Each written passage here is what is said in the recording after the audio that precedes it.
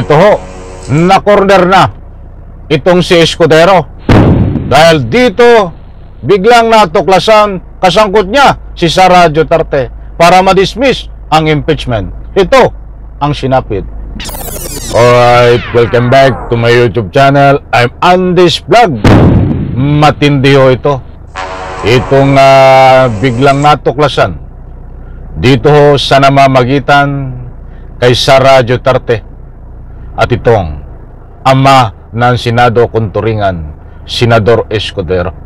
Ano ba ang tunay na kanilang relasyon? Bakit nagkaganito, mga kaibigan? Naku po, magugulat kayo, mga mahal kong taga-subaybay, dito sa ibabahagi ko sa inyo. Mantakin nyo ho. Ito palang dalawang ito ay magkasabwat, dahil dito sa ibabahagi ko po sa inyo ay tinuturuan pa ni Senador Escudero itong si Sara Duterte kung paano ang dapat niyang gawin nang sa ganon tuluyang may basura, may dismiss ang impeachment laban kay Sara Duterte. Senate President ang magtuturo pa, ha? Sige, ganito ang gawin mo. Ay, kaya pala ito nakapag-meeting din itong si Escudero kay Marcolita at kay Bato sa isang restaurant. Ay meron palang mga hidden agenda. Ay, isang like muna sa video na ito kung nagustuhan nyo po. Sabay-sabay po nating i-like ang video na ito. Sa lahat ng hindi pa nakasubscribe dito sa aking YouTube channel, please subscribe. Maraming salamat po. Eto na, mga kaibigan, huwag nyo pong kaligtaan. Panoorin, pakinggan ang ibabahagi ko po sa inyo. Nako, matutuklasan nyo po dito kung paano magkasabwat itong si Escudero at ito si Sara Mau. O ito, tinuturuan pa kung ano ang gagawin. Subalit, nabisto ang kanilang kalukuhan. O ito. Yun yung nakalagay sa answer niya at hindi para sa akin na komentaryohan yun dahil korte, impeachment court na, ang dapat tumugon doon kung sakasakali. Tulad ng sinabi ko, matapos i-file ang impeachment noong February 5, na ito yung magaganap. Mag-i-issue ng summons, magfa-file ng answer, at may 5 araw ang prosecution para mag-submit ng reply. June 10, nag-issue ng summons ang Senado bilang isang impeachment court. June 23, last day, nag-submit ng answer ad cautelam ang ating ikalawa. Ayan na, mga kaibigan, wag po kayong bibitaw. Sa bandang gitna ho nang ibinabahagi ko po sa inyo, iyan po si Escudero.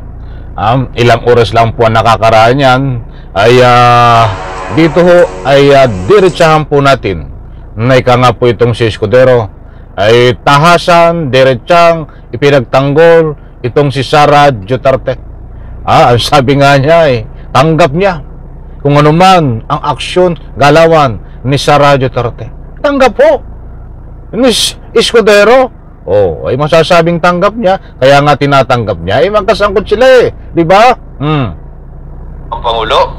At mula June 23, 24, 25, 26, 27, 28, Sabado yon. So meron hanggang Lunes ng tanghali ano ngayon? Kamara para magsumite ng kanilang reply kung nanaisin nila magsumite ng reply, hindi mandatory, doon sa answer ad cautelam ni VP Sara Duterte. Bakit noon of June 30? Dahil hanggang doon na lamang yung kapangyarihan at ang dami yung katuwiran nito, di ba?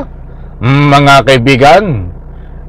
Sabi ko nga po sa inyo yung mali ay nagiging tama dito kay Escudero sa pamamagitan ng kanyang pinagtagpi-tagpi na salita na mabilis. Ba't kung susuriin po natin ay pinapaikot lang ho nito yung mga sinasabi niya Yun at yun din ho Hindi ito ikangay paligsahan ng tula o Makata Escudero. Dito ay rules of law. At according the Constitution, ang dapat manaig sa inyo. Hindi according sa iyong perception. Ay sariling panaraw na ito niya ito pa. Authority ng Kamara at ng mga prosecutors nila na magsilbi bilang prosecutor dito sa impeachment trial. So, Eto. sabi ni BP Sara, hindi siya pwede compel na sumagot dun sa mga allegations o kaso na kapaloob sa articles of impeachment, considering na yung Senate Impeachment Court ibinalik sa Kamara yung articles of Yun yung impeachment. nakalagay sa answer niya at hindi para sa akin na komentaryohan yun dahil korte, impeachment court na, ang dapat tumugon doon kung sakasakali. Hindi para sa akin na husgahan yon o bigyan ng kulay yun. Tinatanggap namin yung kanyang sagot at yun o bigyan ng kulay yun. Tinatanggap namin yung kanyang sagot at yung posisyon niya. At dahil doon, meron siyang move Iyan mga kaibigan, tanggap na tanggap ni Escudero, pinagtanggol pa itong si Sara Duterte. Ha? Alam na this, di ba? Oh, tama po ba ang galawan na Escudero dito? Natanggap daw niya at hindi dapat husgahan itong si Sara Duterte. Ayon ho dito sa binahagi niya. Oh, ito pa. Bilisan na natin, kukulangin tayo sa oras. motion to dismiss na noong una parang binatikuso ng tagapagsalita ng Kamara ang Senate Impeachment Court spokesperson dahil parang telegraphing or coaching the VP dahil nabanggit niya na yun ang pwede ngang i-file ng Vice Presidente. Ulitin ko, hindi para sa akin na komentaryohan ang sagot ng Vice President. Tatanggapin namin yun bilang sagot niya dun sa summons na inisyo ng impeachment court. At hindi para sa aming komentaryohan yun na tama yun o mali yun. Ay matindi ho ito nga si Escudero. Kapag nasusukol na ho siya, kapag nakukorner na, ang sasabihin niya ay hindi siya hindi dapat komentaryuhan. Ay magaling talagang magpalusot ito mga kaibigan. Kasi nabanggit po diyan. At alam kong napanood nyo at napakinggan, naunawaan, na nabanggit diyan na itong si Escudero ay hinalaan at nabas nakasangkot ni Sara Duterte at ilang mga senador sapagkat kinukots pa at tinuturuan itong si Sara Duterte kung ano ang dapat gawin, kaya't datapuat mabilis na nag-file ng motion to dismiss itong si Sara Duterte ng dahil sa kagagawan ni Escudero na tinuturuan kung ano ang dapat gawin.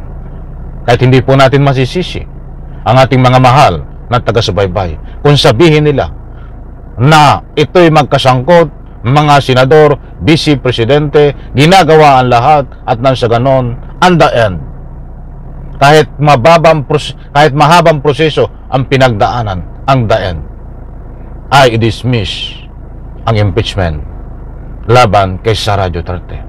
Sa kagagawan ni Escudero, kasangkot si Sara Duterte, kasangkot ang ilang mga senador ni Sara Duterte at ni Tico.